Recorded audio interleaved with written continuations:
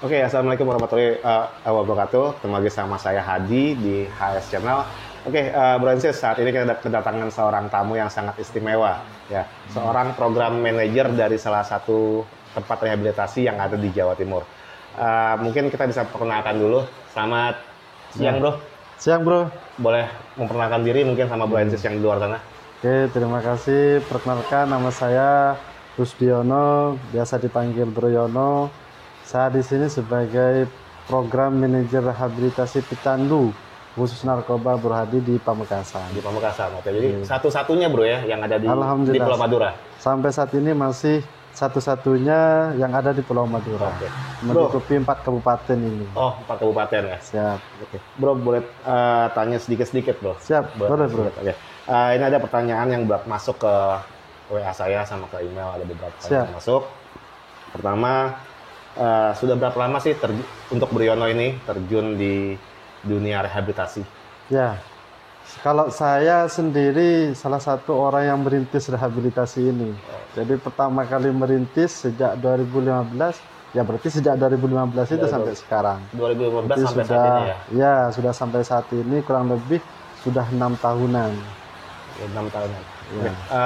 Rehabilitasi Ghana sendiri ini terbentuk kira-kira sudah dari mulai merintisnya ya, itu sudah berapa lama, terus juga visi misinya apa sih, Bro, kalau boleh tahu? Ya, jadi singkat cerita Bro Adi, sebelum ke visi misi, dulu sebelum waktu kami terobsesi membangun rehabilitasi ini, kami punya klinik. Dan kebetulan di klinik itu ada yang sakit kecanduan narkoba. Sementara kami tidak punya kewenangan dalam menangani hal itu. Akhirnya kami punya obsesi untuk membangun rehabilitasi khusus pecandu narkoba. Alhamdulillah 2014 kita merintis, 2015 kita bangun, dan 2016 kita sudah launching untuk rehabilitasi ini, baik rawat jalan maupun rawat inap. Nah, adapun visi misi dari kami tidak lain adalah menyelamatkan bangsa, menyelamatkan masyarakat, utamanya generasi penerus bangsa, di mana saat ini narkoba sudah tidak melihat status, tidak melihat status usia, tidak melihat status keluarga dan segala macam.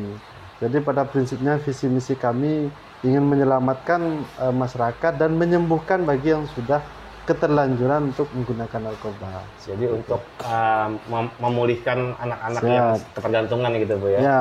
Salah satunya. Oke. Berapa lama sih, Bro, kalau boleh tahu jangka waktu untuk rehabilitasi di Ghana ini sendiri, terus juga kalau boleh tahu biayanya berapa? Ya, kalau secara waktu itu tergantung dari kondisi yang bersangkutan. Artinya kondisi yang bersangkutan itu kan bisa kita lihat dari hasil asesmen, sejauh mana tingkat keparahannya dan kecanduannya. Dan kemudian bisa kita lihat juga dari kondisi tingkat keparahan dari apa, sedang, ringan, atau berat, itu bisa kita lihat. Dan itu juga menentukan lamanya waktu. Idealnya kami di sini 6 bulan. Minimal itu 6 bulan. Idealnya 6 bulan. 6 bulan itu usia waktu ideal. Minimal atau maksimal itu 6 bulan karena kami ada tahap-tahapan. Nah, kemudian kalau berkaitan dengan biaya pun juga itu berkaitan dengan masalah kondisi yang bersangkutan. Jadi istilahnya di barat rumah sakit ya macam di rumah sakit. Jadi kita bisa hitung-hitungan berapa banyak obat yang kami keluarkan, berapa banyak selain dari obat, terapi-terapi lain yang kami berikan. Oh, jadi biaya itu bisa bervariasi gitu. Jadi biaya itu termasuk obat, makan, dan semuanya, Bro, ya, semuanya. Iya, karena kan kami pelayanan kami di sini terapinya itu 4. Detoksifikasi itu dikasih obat. Kemudian yang kedua terapi psikologis, kejiwaannya diterapi. Ada psikolognya juga. Kemudian yang ketiga psikososial, bagaimana tidak mudah terpengaruh lingkungan. Yang keempat ini terapi religi keagamaan, ruqyah, puasa dan segala macam yang berkaitan dengan religi. Oke sih, Breno kan berkecimpung di dunia rehabilitasi ini sudah lumayan lama, Bro, ya. 5 tahunan. Mungkin Bro Ensis di sana, di luar sana ada yang belum tahu bagaimana sih ciri-ciri pecandu itu. Maksudnya supaya keluarga di sana atau Bro Ensis yang di luar sana tahu bahwa keluarganya ini ketergantungan oleh barang-barang seperti itu, supaya ciri-cirinya seperti apa kira-kira? Ya, Gampang saja kalau ingin kita melihat para pecandu di luar. Kalau kita secara kebiasaan, itu kebiasaannya berubah. Yang awalnya senang belajar, senang ibadah, sudah malah kebalikannya. Malah yang lebih parah lagi adalah sensitif, sentimen, mudah marah, dan juga suka jual barang-barang, ngadain barang, jual barang. Itu juga sudah perlu dipertanyakan. Kebanyakan salah satu ciri pecandu seperti itu. Dan juga secara kondisi di kamar ataupun di tempat-tempat tertentu, apabila sering melihat di situ ada pipet, ada botol, kemudian ada sedotan dua itu, kemudian ada bekas plastik klip obat, itu sudah bisa kita curigain saja, bukan langsung mendiskriminasi. Iya. Cuman kebanyakan kalau sudah pecandu ada, itu namanya alat hisapnya, namanya bong. Kalau sudah ada itunya, itu salah satu ciri. Kemudian dari sikapnya berubah, masa bodoh, dan juga keras kepala, sudah susah diatur, dan sulit tidur, dan tidak pernah tidur, Jarang dan tidur hiperaktif, seperti itu. Itu salah satu cirinya. Oh, jadi cewek-cewek pecandu tuh ya yang masih diwaspadai mungkin kalau keluarga datang ke kamar anggota keluarganya, misalkan ada botol yang dibolongin, terus ada sedotan duanya, atau mungkin ada pipet seperti itu bro ya. Jadi mesti diwaspadai seperti itu. Atau mungkin bisa konsultasi ke pihak yang terkait gitu bro ya. Ya. Bagaimana cara penanganan yang terbaiknya seperti itu. Oke, Bro Yono, alasan apa sih? Karena Bro Yono kan udah lama juga cemplung dunia rehabilitasi. Alasan apa sih yang membuat si klien ini atau si pecandu ini menggunakan zat-zat seperti itu?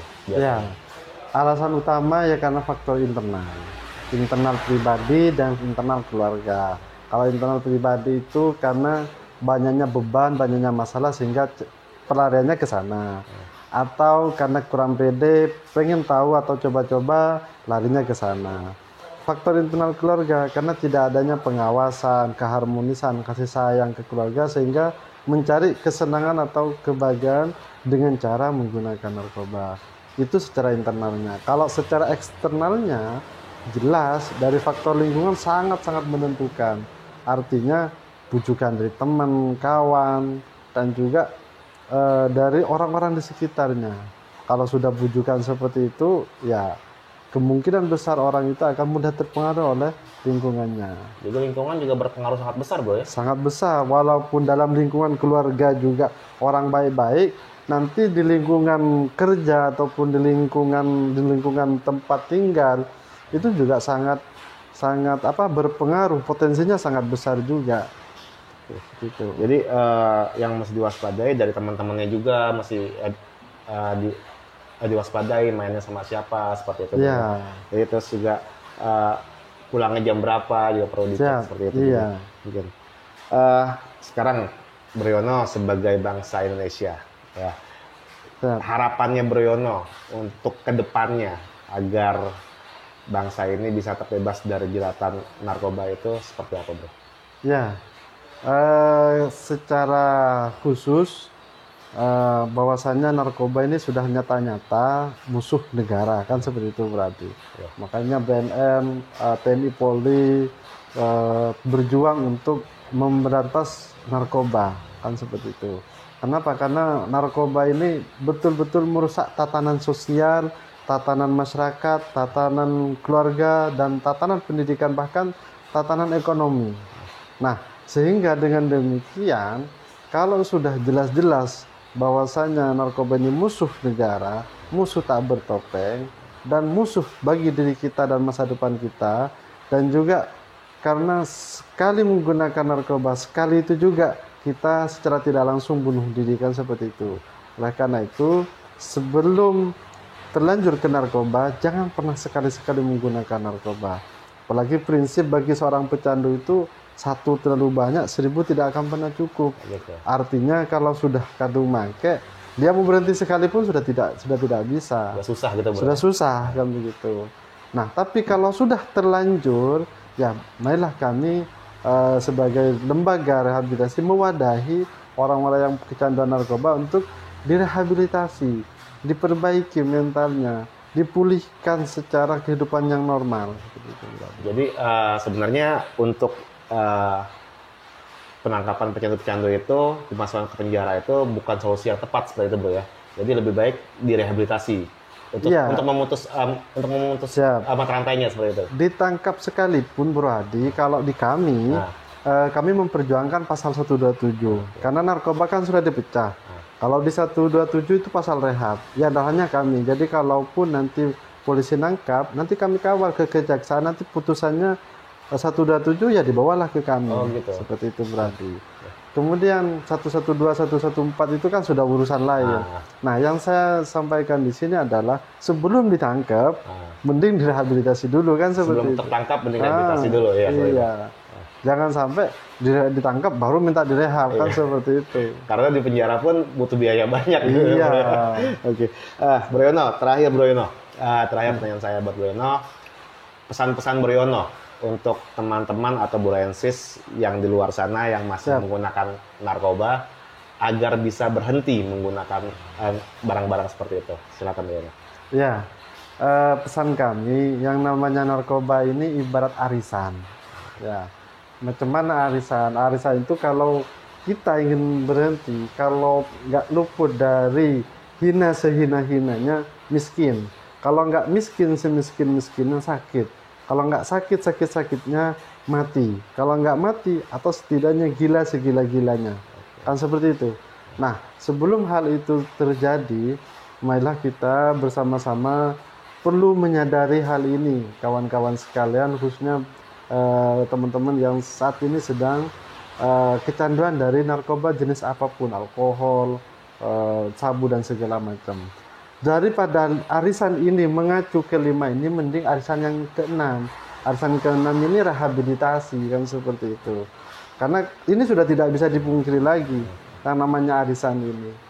Kalau enggak yang 5 ini, setidaknya yang nomor 6 inilah rehabilitasi.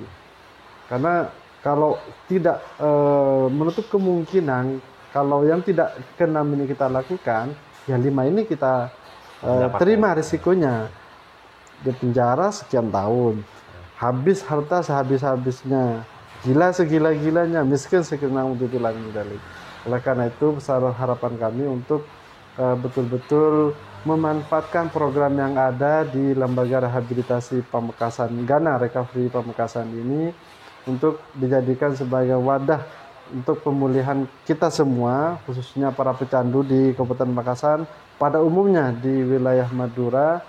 Dan juga kami berharap bagi yang belum tersentuh dengan yang namanya narkoba, jangan pernah sekalipun menggunakan narkoba jenis apapun. Karena hal itu juga akan menjadi sosok yang menghantui kehidupan kita selamanya. Karena risikonya sangat besar dan pengaruhnya juga sangat besar dalam keberlangsungan kehidupan kita. Coba kita tengok berapa banyak di Kemenak sana yang melakukan gugat cerai dari perempuan setelah kita teliti akibat dari suaminya yang tidak bertanggung jawab. Setelah kita teliti lagi, suaminya menggunakan narkoba. Nauzubillahimindzalik. Coba kita lihat berapa banyak maling-maling begal di luar sana. Setelah kita lihat bahwasanya dia candu narkoba. Coba kita lihat lagi di macam-macam fenomena yang di situ terindikasi atau penyebabnya karena narkoba. Jadi besar harapan kami untuk semuanya untuk tidak pernah menggunakan narkoba. Kalaupun sudah terlanjur menggunakan narkoba, kita lakukan rehabilitasi untuk kepulihan dan keberlangsungan kehidupan di masa yang akan datang. Oke, gini bro, mungkin proses di sana pingin rehabilitasi, tapi takut untuk datang. Mungkin ada hotline atau nomor telepon yang bisa dihubungi dari keluarga agar masyarakat bisa menghubungi pihak tempat Ghana atau website atau segala macamnya. Siap. Kalau secara media Facebook bisa langsung chat langsung di Facebook, namanya Ghanation. Jadi terus Ghanation, Ghanation. Ghanation tulisannya. Kalau di Facebook mungkin bisa langsung dicat di situ. Atau melalui via WA di 087 866 246839.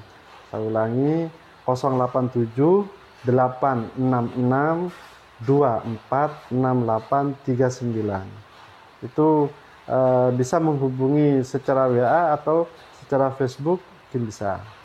Hanya itu, bro. Siap. Oke, terima kasih Bro Yono untuk Siap, sama-sama, Bro. kehadirannya. Oke, Bransis, seru banget bincang-bincang saya dengan Program Manager Rehabilitasi Ganesian. Jangan lupa like, comment, and subscribe di bawah ini. Terima kasih. Wassalamualaikum warahmatullahi wabarakatuh.